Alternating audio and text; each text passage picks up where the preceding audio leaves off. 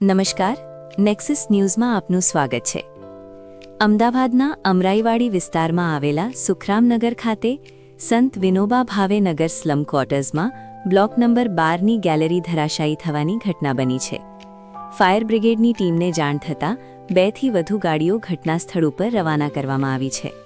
Gallery તૂટી પડતા ઘરમાં 20થી 25 લોકો ફસાયેલા છે, જેમને બહાર કાઢવા માટે ફાયર બ્રિગેડની ટીમ દ્વારા કામગીરી કરવામાં આવી છે. ફાયર બ્રિગેડ દ્વારા સીડી મૂકીને નીચે ઉતારવામાં આવ્યા છે. સુખરામનગર ખાતે આવેલા સ્લમ ક્વાર્ટર્સમાં ગેલેરી પડવાની ઘટના બની હતી.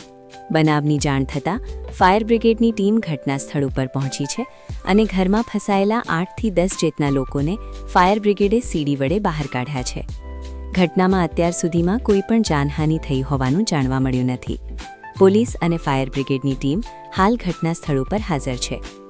સુખરામનગરના 440 ફ્લેટ 180 છાપરાનું મ્યુનિસિપલ કોર્પોરેશન દ્વારા રીડેવલપમેન્ટ કરવામાં આવી રહ્યું છે.